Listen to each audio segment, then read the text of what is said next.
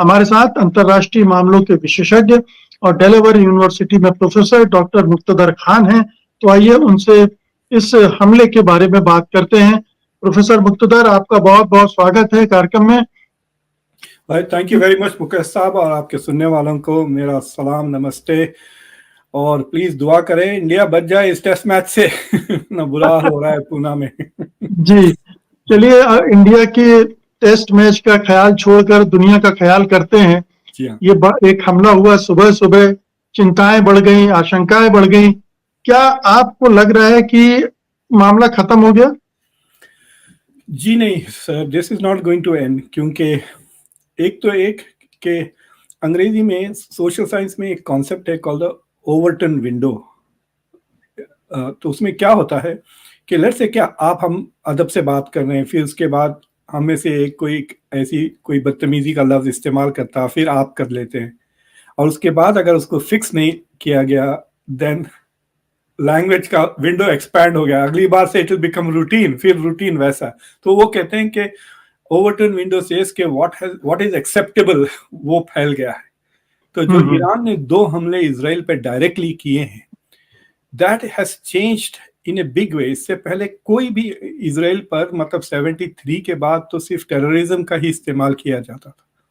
देखिए, Soviet union के collapse के बाद और इन ए वे एक किस्म से द अरब वर्ल्ड का कोई पार्टनर नहीं रहा सुपर पावर, और Arab countries can not stand up to the power of Israel. तो दे बेसिकली एसिमेट्रिकल वॉरफेयर की तरफ उनका चले गया था।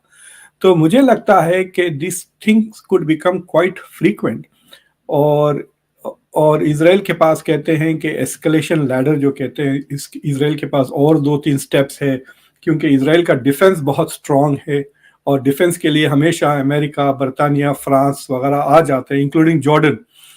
तो अगर इजराइल अगर आज रिटेलिएट करता, इस हमले में अमेरिका साथ नहीं दिया इजराइल का in terms of actual combat, लेकिन अगर ईरान जवाबी हमला करता तो the US would have been there to defense, शायद फ्रांस भी होता और बर्तानिया भी। तो ईरान के पास बस इसके अलावा यही है, या दूसरे टारगेट्स वो हिट करें। तो इन द लॉन्ग रन आपको याद होगा कि शुरू से अक्टूबर 7 से ही ये इशारे आ रहे थे कि Iran was also surprise by what Hamas did. Iran को नहीं पता था कि हमास क्या करने वाला है, एंड ईरान और हिजबुल्लाह दोनों ने सिग्नल किया था कि they didn't want a major war in the middle east. अब ये क्योंकि ये नेतन्याहू की पॉलिटिक्स के लिए सूट करता है, और नेतन्याहू थिंक्स के ये एस्केलेशन से वो अमेरिका के इलेक्शन पे भी असर डाल सकते हैं, और ट्रम्प के फेवर में थोड़ा तराजू को ट्रम्प के फेवर में झुका सकते हैं। तो उस अदम्पशन से वो इस वॉर को कंटिन्यू कर रहे हैं टू एक्सपैंड इट। बट मुझे लगता है कि अगर रिटेलिएशन और होते रहा तो ये टिट फॉर टैट का लेवल जरा लो होगा। लेकिन ये बताइए प्रोफेसर मुक्तदर की हमला किया और वापस लौट गए, इधर ईरान ने भी रिटेलिएट नहीं किया उस समय, या उस तरह से जंग में जिस तरह से जवाब दिया जाता है अगर हमला हुआ है वो भी नहीं हुआ, एक तरह की खामोशी थी। तो क्या ये दोनों पक्ष मान के चल रहे थे कि एक छोटा सा हमला होगा फेस सेविंग के लिए, इजराइल के लिए?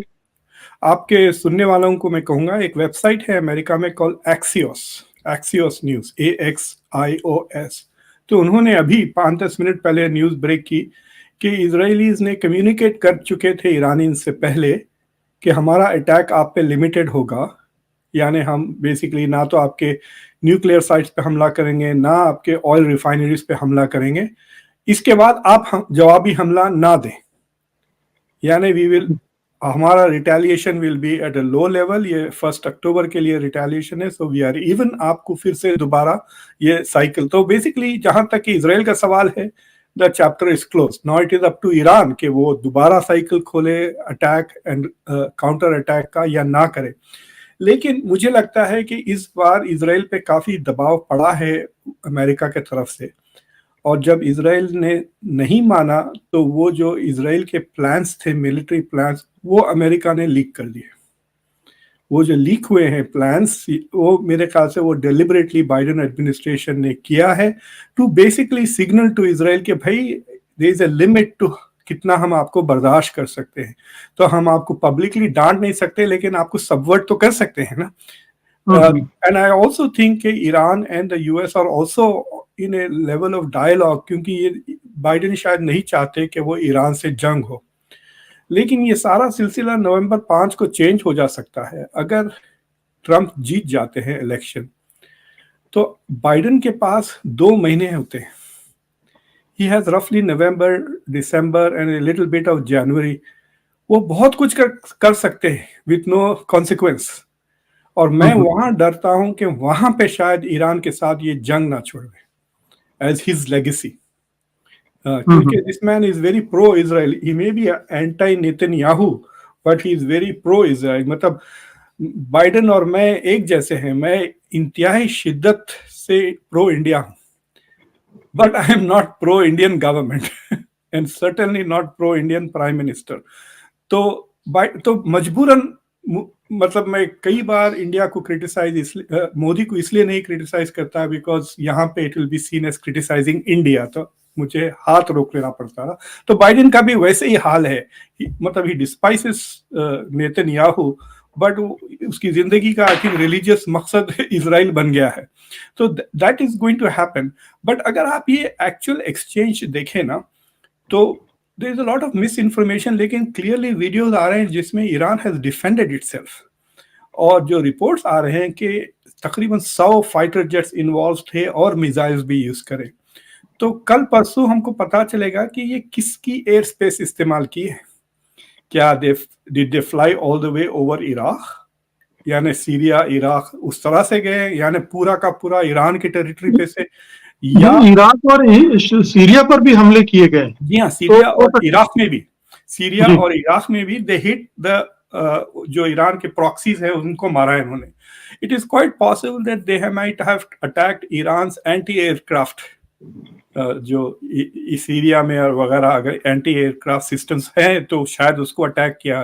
बट अभी तक क्लैरिटी नहीं मिली कि did they fly over the Arab countries और नॉट। अगर खबर मिलती है कि सऊदी अरेबिया और जॉर्डन ने अपनी एयर स्पेस दी है इजराइल को, तो this will become complicated because Iran ने बहुत डिप्लोमेसी की है पिछले 1.5-2 महीने में to try and stop this. और मुझे लगता है कि definitely the Arabs have convinced them, because एक रीजन व्हाई ईरान पे, इजराइल पे जो दबाव अमेरिका ने डाला कि आप ईरान के ऑयल रिफाइनरीज पे हमला ना करें, was under pressure from the Arabs।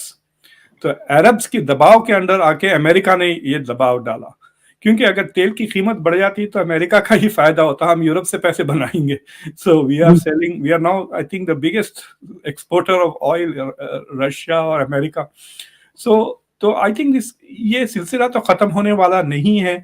और मुझे लगता है कि ये इजराइल समझ रहा है कि देखो अब बदनामी तो हो गई है जितनी, अब इससे ज्यादा और क्या बदनामी हो सकती है। जब तक अमेरिका हमारा सपोर्ट करेगा, इंटरनेशनल इदारे और ज्यादा कदम नहीं बढ़ा सकते। आपने देखा होगा कि आईसीजे ने अभी तक अरेस्ट वारंट्स के बारे में कुछ नहीं किया, मतलब रिक्वेस्ट करके कई महीने हो चुके हैं and they are just sitting on it, right, because that is pressure from America.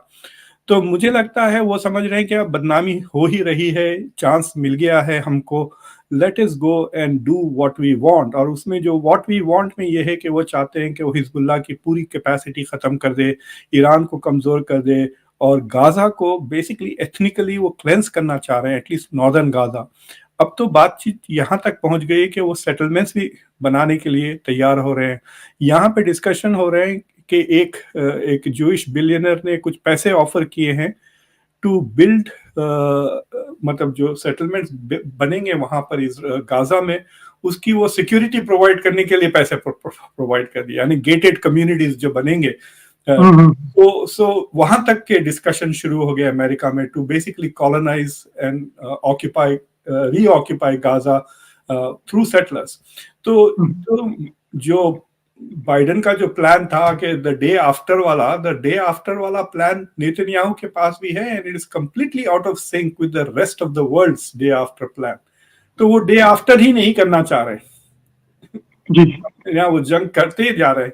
And this can go on. आप देखें 2.5 साल से तो यूक्रेन वाली जंग चल रही है, ये भी चल सकती है इस तरह 2-2.5 साल और।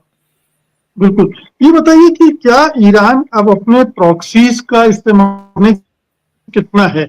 क्योंकि लेबनान में इतने हमले हो चुके हैं, हिजबुल्लाह को तबाह किया गया है, हमास को खत्म करने के स्तर पर वो चले गए हैं। अब यूथी भी बहुत अटैक नहीं कर पा रहे। ऐसी सूरत में कितना ईरान पावरफुल है इस तरह के अभियान को चलाए रखने में? देखिए, ईरान की जो बेसिक डिफेंस स्ट्रक्चर है वो लिमिटेड है।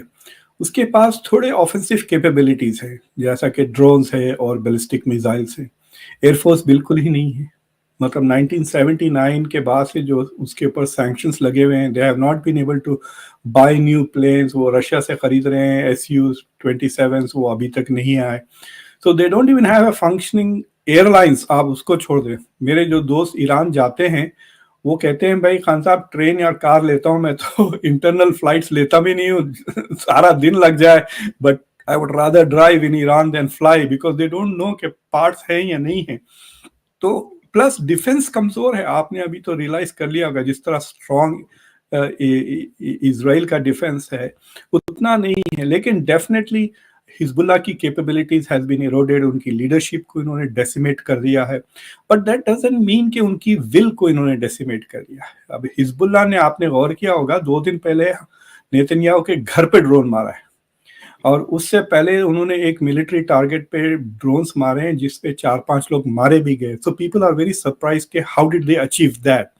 तो वो लेवल पे तो Hezbollah will continue to operate, और जब तक इजराइल सदर्न लेबनान को पूरी तरह से ऑक्यूपाई नहीं करता और हिजबुल्लाह को नॉर्थ में ढकेलता नहीं, नॉर्दर्न इजराइल में वापस वो 60,000 लोग जो छोड़ के गए हैं अपने घर, वो वापस नहीं आ सकते। अब हिजबुल्लाह कर रहा है कि it will go back to its old technology, suicide bombers की, कि अब वो सुइसाइड बॉम्बर्स इस्तेमाल करेंगे, क्योंकि बेसिकली रॉकेट्स खत्म हो गए उनके पास, तो they are going to use this. Iran की जो कैपेबिलिटी है, it is also being used by Russia to a great extent, के वो वहाँ पे सप्लाई कर रहे हैं, और उन्होंने बहुत सारे चीज़ें जो है सो सप्लाई कर दिया था हुतीस को। तो I think you might see A reduced, एक किस्म से पॉज दिखेगा आपको चंद महीने या चंद साल, while Iran is replenishing it's मतलब हथियार वगैरह को दोबारा वो स्टॉक पाइल करना शुरू करेगा। तो there might be low intensity, लेकिन उन्होंने प्रॉमिस तो किया कि हमने 1000 बैलिस्टिक मिसाइल्स मारेंगे इस जवाबी कार्रवाई में ईरान के खिलाफ। जरूरी नहीं है कि वो आज करे या कल करे, हो सकता है 6 महीने के बाद करे। और the politics will change after November 5th, इसमें कोई शक की बात नहीं है।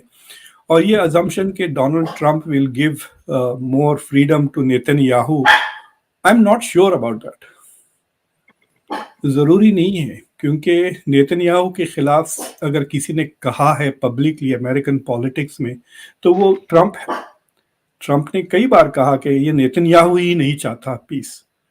ही has said that very clearly. और उसने ये भी कहा अगर मैं हार गया इलेक्शन तो ये यहूदियों की वजह से होगा।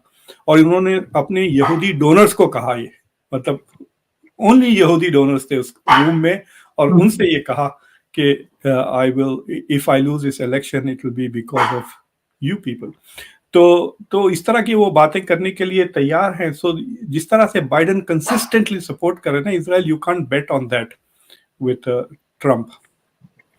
हाँ, लेकिन अभी ये बीच में ये खबर आई थी कि रूस S-400 दे रहा है ईरान को, मिसाइल डिफेंस सिस्टम। इससे उसकी थोड़ी डिफेंस पावर इंक्रीज होगी। क्या इसमें कुछ सच्चाई है, या मतलब इससे कुछ फर्क पड़ने वाला है स्थिति में? अभी तक उन्होंने इंडिया को डिलीवर नहीं किया, पैसे ले लिए, बाकी है ऑर्डर, जब वो कंप्लीट करे ऑर्डर्स तो फिर ईरान को डिलीवर करें। See, they don't have to sell it, they can just locate them. उनके खुद के जो S-400 हैं उसको वो वहां लोकेट कर सकते हैं। लेकिन जिस तेजी से द नंबर ऑफ F-16 बढ़ रहे हैं यूक्रेनियन एयरफोर्स में, और उनके पायलट्स आर अंडरगोइंग ट्रेनिंग, मतलब अनदर 5-6 महीने में they will have reasonably good pilots. पिछले 4-5 महीने पहले तो थोड़ा बहुत फियास्को हो गया था ना, उनका बेस्ट पायलट मारा गया, और लोगों को शक है कि वो it was killed by friendly fire, not by the Russians. So they have not learn how to play with the new toys अभी तो। बट मतलब देखिए, वॉल्यूम की बात है। इजराइल के खिलाफ जो पिछले अक्टूबर 1 को जो हमला किया था ईरान ने, पहले तो खबरें आई कि कुछ नहीं हुआ, किसी को कुछ नुकसान नहीं मिला। उसके बाद हमने वीडियोस देखे जो वॉशिंगटन पोस्ट ने भी लगाई कि मिसाइल्स पूरे इंटरसेप्ट नहीं हुए और वो एयरफोर्स बेस पे जाके गिरे। बास का कहना है कि कई F-35 तबाह भी हुए। उसके बाद आज मैं फॉक्स न्यूज के रिपोर्टर को सुन रहा था, तो वो तो खुलेआम डिस्क्राइब कर रहा है क्रेटर्स जो अक्टूबर 1 की वजह से डिफरेंट जगहों पर मिलिट्री बेसिस के पास जो क्रेटर्स है जहां पे ईरानी मिसाइल्स पड़े हैं।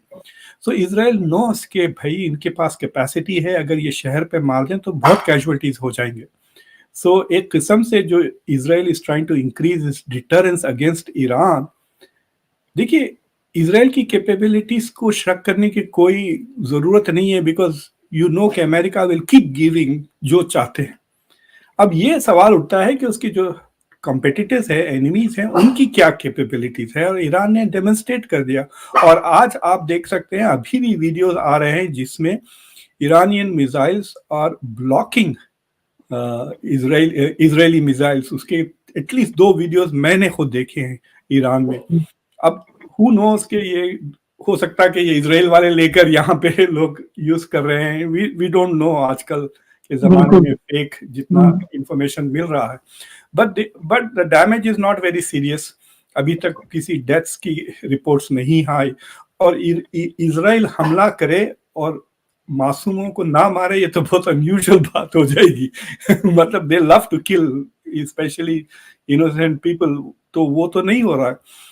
तो I think there is an understanding कि इसको एक्सपैंड ना करे, एक्सक्लेट ना करे, प्राइमरी बिकॉज अरब दुनिया बहुत परेशान है कि उनके लिए परेशानी ये है कि एक ईरान उन पे हमला करेगा, 2 शायद उनकी खुद पब्लिक बगावत करने लगी, because this is also a very young region. मतलब 75% से ज्यादा लोग 30 साल की उम्र है, तो गुस्सा भी आ सकता है, रेवोल्यूशंस भी आ सकते हैं। उससे डरे हुए हैं सारे ये डिक्टेटर्स और जो शेख और मोनार्क्स हैं सऊदी अरेबिया वगैरह में। जी, तो क्या हम ये माने कि इजराइल हो सकता है कुछ समय तक गजा, लेबनान और इन जगहों पर हमला करे, लेकिन ईरान और इजराइल के बीच अब कोई बड़ी जंग तो फिलहाल नहीं होने जा रही। एक पीरियड रहेगा लल का, शांति का, खामोशी का। जी हाँ, और देखिए व्हाट इज हैपनिंग इज, जब भी इजराइल लेबनान पर या ईरान के साथ जब झड़पें करता है, मीडिया का सारा अटेंशन उधर चला जाता है। What they don't notice is कि वो आज भी गाजा पे भी हमला कर रहा था। आज भी उसने नॉर्दर्न गाजा पे लोगों को मारा है। बेसिकली नॉर्दर्न गाजा को वो एथनिकली क्लेंस करना चाह रहा है। बच्चे मार गए, जिंदा जला डाला लोगों को जो हॉस्पिटल्स में हैं। मतलब इस वक्त आप कह सकते हैं कि 21st सेंचुरी में इजराइल से ज्यादा cruel, I don't no Hindi में क्रूअल को क्या कहते हैं, क्रूर, बर्बर, बिल्कुल, मतलब बहुत ही जाहिराना। इजराइल ने इस साल इतने बच्चे मारे हैं, पूरे टेररिस्ट ऑर्गेनाइजेशन ने पिछले 100 साल में नहीं मारे, अगर आप मिला लें। बिल्कुल सही बात। हाँ, so there is no society, no country more cruel and inhuman than the Israeli army. और उसकी मदद और सपोर्ट जिस तरह से हमने की है ना, मैं अपने स्टूडेंट्स को कहता हूँ कि देखिए, अगर आप मेरा क्रेडिट कार्ड ले लें, मेरी गाड़ी ले लें, मेरी बंदूक ले लें, मेरे क्रेडिट कार्ड से जाके गोलियां खरीदे, या मेरे घर से मेरी ही गोलियां ले ले, फिर आप मेरे कार में बैठ के मेरी बंदूक लेके जाके लोगों का कत्ल करें, फिर जब आपको पुलिस पकड़ती है आप मेरा ही वकील इस्तेमाल करें अपने आप को बचाने, तो आपके जो कत्ल हो रहे हैं उसमें मेरा कोई शेयर है या नहीं है? ये सवाल। तो it is, America is like that, it is a complete, वो कहते हैं ना कि जैसा बीसीसीआई का कॉम्प्रिहेंसिव स्पॉन्सर नहीं होता हर चीज, वो कपड़े भी वही देता है, किट्स भी वही देता है, उस तरह है America is like a comprehensive sponsor of Israeli genocide. और ये मतलब मैंने कल जो है सो हमारे पास जो प्रेसिडेंशियल कैंडिडेट्स हैं, बेसिकली 4 पार्टीज हैं और एक इंडिपेंडेंट है। तो libertarian party is the 3rd और ग्रीन पार्टी 4th। तो ग्रीन पार्टी की जो प्रेसिडेंशियल कैंडिडेट हैं जिल स्टाइन, वो मेरी शो पर आई थी। बिल्कुल, मैंने वो देखा शो आपका। उन्होंने साफ कह दिया कि ये जो जेनोसाइड हो रहा है इजराइल में, उसकी उसकी ऑपोजिशन करना और अमेरिका की डेमोक्रेसी बचाना दोनों एक ही चीज है, क्योंकि वहां जेनोसाइड करने के लिए यहाँ डेमोक्रेसी खत्म करना पड़ता, क्योंकि डेमोक्रेट 68% इसके खिलाफ है। सोचिए आप, जिस पार्टी का प्रेसिडेंट ये कर रहा है उसकी पार्टी ही 68% is oppose to all of these policies, यानी we have become a very profoundly dictatorial government already. Universities पे जिस तरह से जो जितने भी यूनिवर्सिटीज में पुलिस का बुरी तरह से हमला हुआ है वो सारे डेमोक्रेटिक स्टेट्स में हुआ है। तो हर सोसाइटी, और ये सिर्फ अमेरिका की हद तक नहीं है, जो भी मुल्क अपने मुल्क के बाहर अत्याचार करता है, अगर वो डेमोक्रेसी है तो उसे अपने ही लोगों पे पहले अत्याचार करना पड़ता है, क्योंकि डेमोक्रेसी में पब्लिक इजाजत ही नहीं देगी इस तरह की चीजों की। बिल्कुल बिल्कुल। मेरा अंतिम सवाल है कि क्या अब 4 या 5 नवंबर के बाद ही इस पूरी सिचुएशन पे कोई बड़ा टर्न देखने को मिलेगा? देखिए, आई थिंक अगर ट्रंप जीत जाते हैं, राइट, तो there will be lot of turmoil, क्योंकि एक तो बाइडेन इज स्टिल प्रेसिडेंट और ट्रंप के जीतने के चांसेस ज्यादा लग रहे हैं आपको? अब जो है, देखिए, अब अमेरिका हैज श्रंक।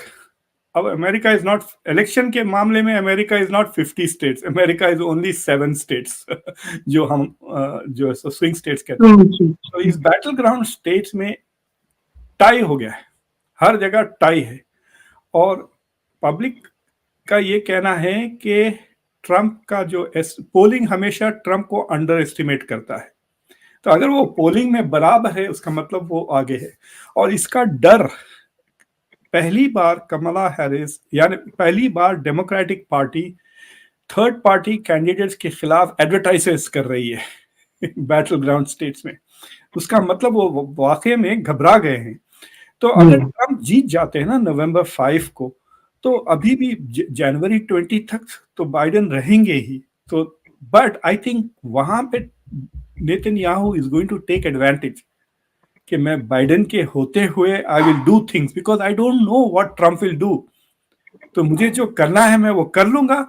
इतना मैं जरूर जानता हूं कि मेरे Trump will not go after Netanyahu saying तुमने ह्यूमन राइट्स वायलेशंस क्यों किए, ये बस वो कहेगा कि अब मैं आ गया हूं, जंग बंद हो जाए वरना मैं कमजोर लगूंगा। This is what he is going to do. इन्होंने प्रॉमिस किया ना कि मैं प्रेसिडेंट बनते ही दोनों जंग रुक जाएंगी, अगर दोनों जंग ना रुके तो he is going to get upset. और ये बंदा बाइडेन की तरह नहीं है। और मजे की बात यह है, there is no third term for Trump. Kamala Harris आएंगी तो फिर उनको फिक्र 28 की इलेक्शन की लग जाएगी ना जनवरी से ही कि अरे मैं can I challenge the Jewish lobby, the Israeli lobby, can I do this. तो वो 28 के इलेक्शन के लिए वो दबाव में रहेगी। ट्रंप के लिए तो कोई थर्ड टर्म है ही नहीं, तो उसे जो करना है वो इसी टर्म में करेगा। And he is more focused on domestic politics. He will see international politics as irritation, क्योंकि उसको बदले लेना है ना। उसने कहा भी है कि मुझे बहुत लोगों से बदले लेना है। So basically he is going to tell Putin stop. Zelensky को कहेगा देखो मैं कल से तुम्हारी टैप बंद कर रहा हूं, and the same tap he can close to Netanyahu and say stop, एंड फिर वो घर पे फोकस करेगा। So that is possible, right. तो Netanyahu will do a lot more in November and December than in February and March. ये बड़ी महत्वपूर्ण बात की है आपने कि चुनाव के बाद की जो सियासत है, अमेरिकी सियासत है, वो दुनिया में जो जंगें चल रही हैं उनको किस तरह से प्रभावित करने जा रही है, और निश्चित रूप से मध्य पूर्व या पश्चिमी एशिया में भी उसका हस्तक्षेप देखने को मिलेगा।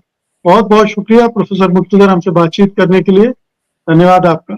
Thank you very much sir.